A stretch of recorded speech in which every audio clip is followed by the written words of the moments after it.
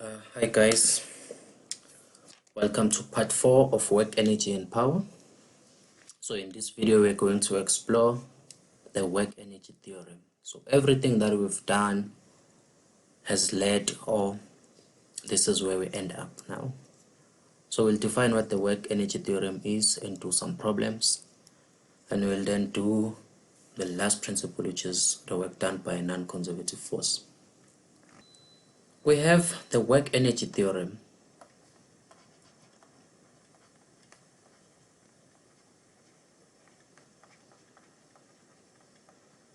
which simply tells us that the net work done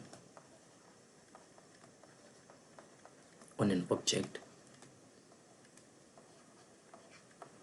equals the object's change in kinetic energy.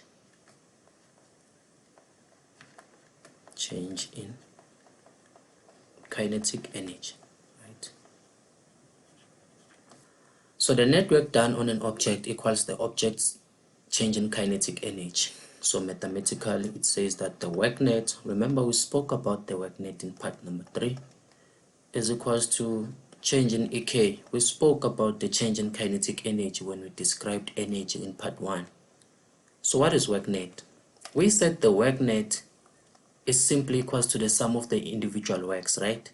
Work done by force number 1 plus work done by force number 2 plus work done by force number 3, and so on, right? Depending on how many forces you have. Let us start here.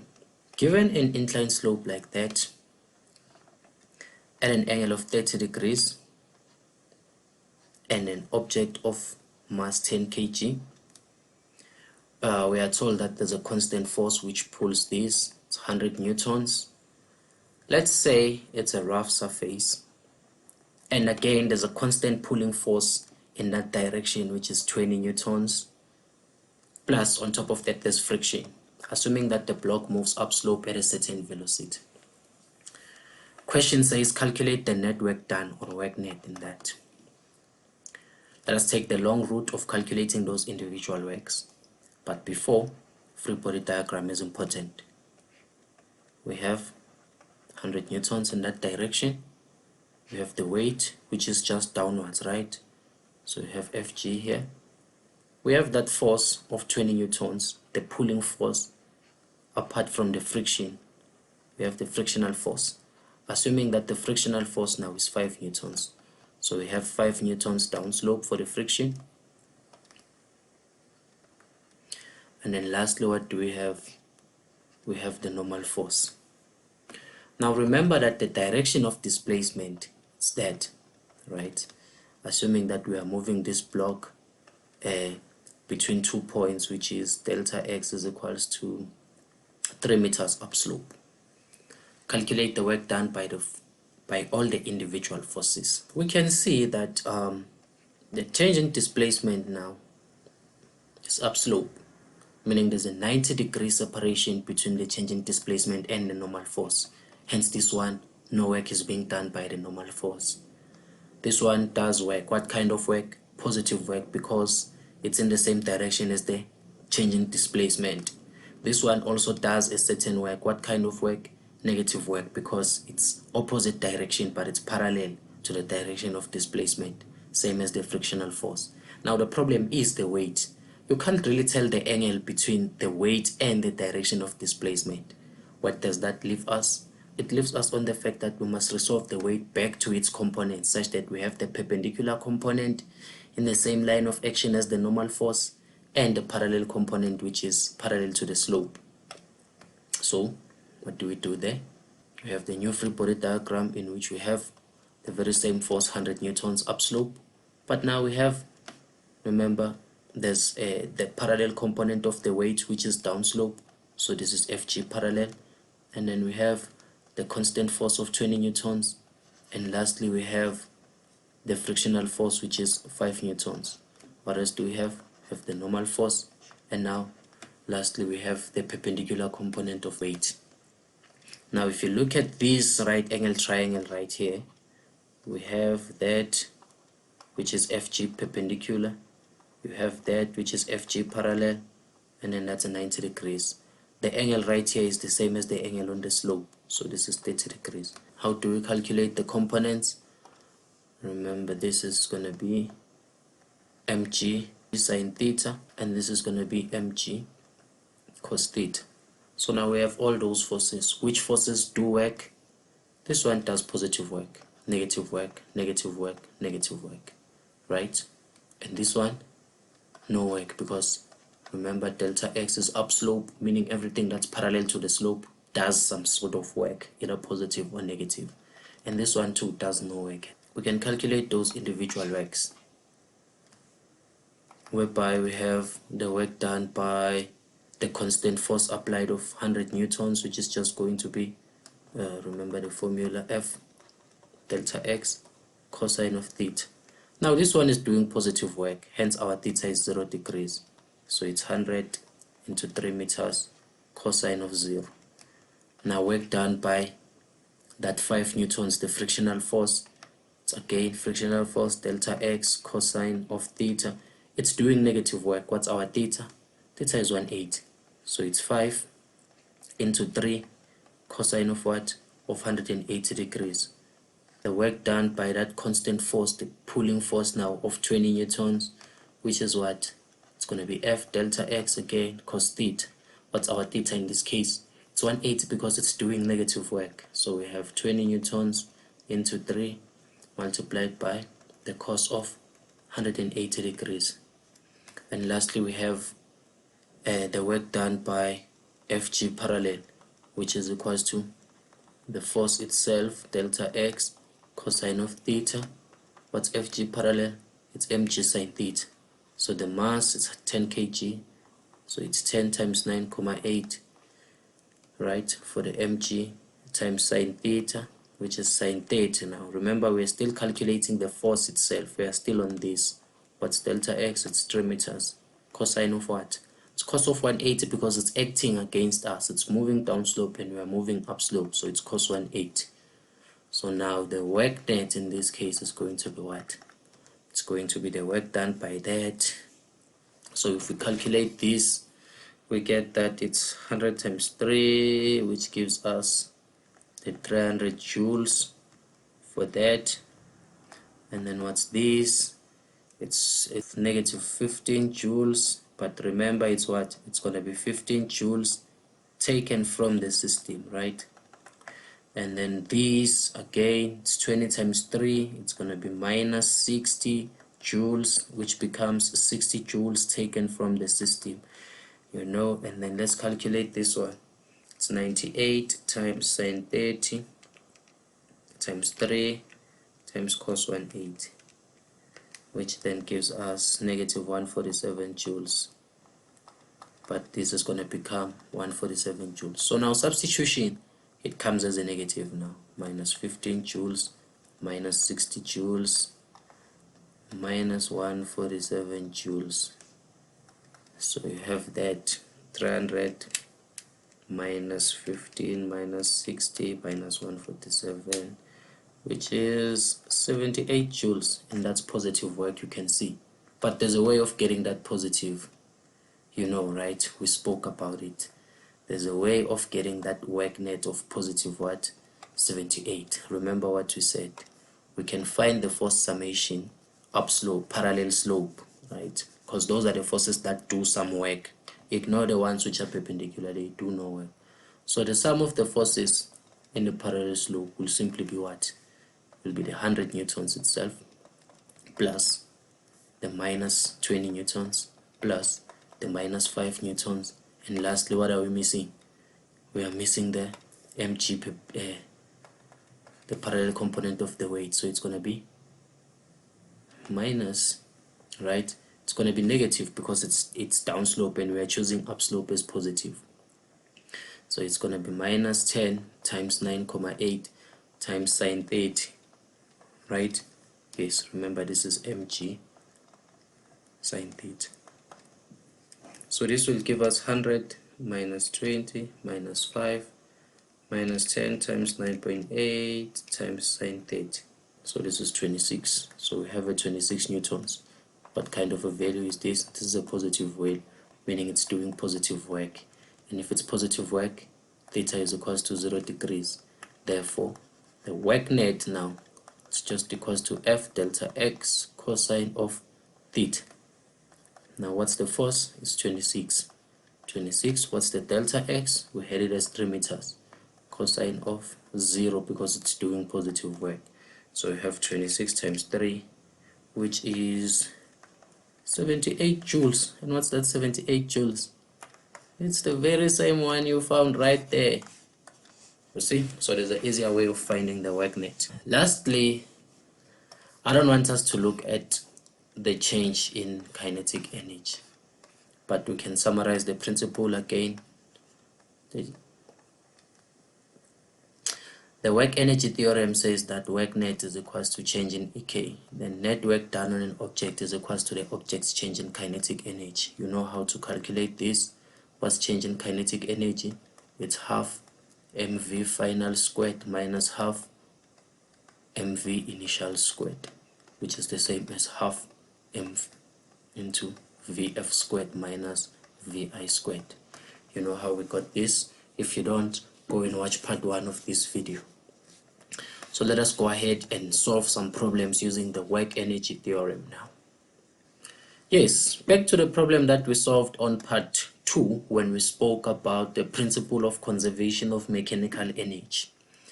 Remember we solved this 5.1, state the principle of conservation of mechanical energy, whereby we said the total mechanical energy in an isolated system remains constant, or is rather conserved, right? They said use the principle of conservation of mechanical energy to calculate the speed of the block as it reaches point Q. Remember we had that as what?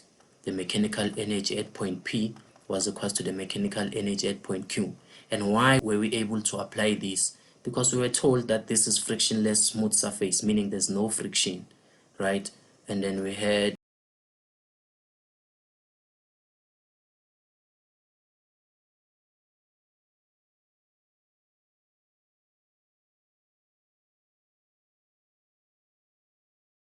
right, so we have that velocity there, vq is equals to 9.90 meters per second.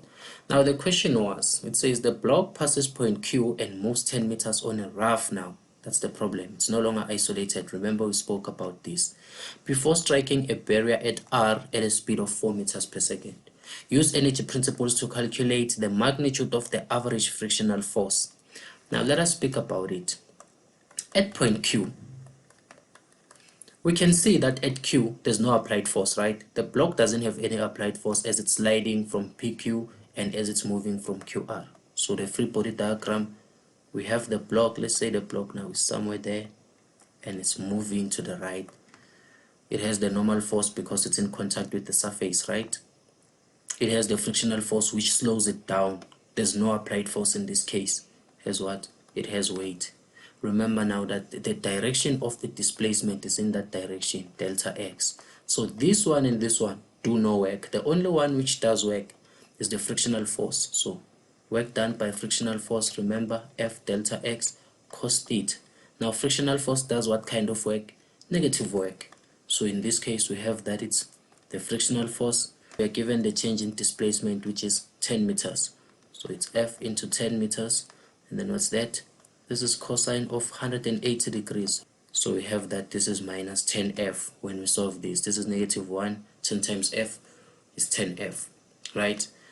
Now, which energy principle are we going to use? We can't use the conservation of mechanical energy because this is not an isolated system, but rather we can use the work energy theorem. Work net is equals to change in EK. And we are told that it strikes the block R at a speed of 4 meters per second. So the final velocity there is 4 meters per second.